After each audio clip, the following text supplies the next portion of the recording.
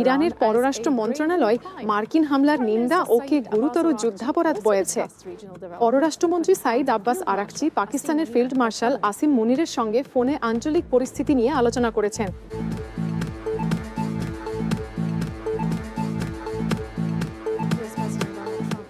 যুক্তরাষ্ট্র president Trump নির্বাচন কমিশনের বাকি 2 কমিশনারকেও বরখাস্ত করায় ফেডারেল সংস্থাটি এখন অচল।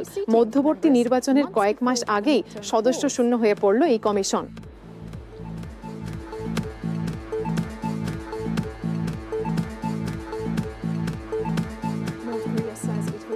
উত্তর কোরিয়া বলেছে তারা তাদের পারমাণবিক সক্ষমতা এবং দক্ষিণ কোরিয়াকে লক্ষ্য করে সামরিক গোয়েন্দা কার্যক্রম উভয়ই বাড়াবে, যা তাদের কঠোর নিরাপত্তা অবস্থানকে আরও জোরদার করবে।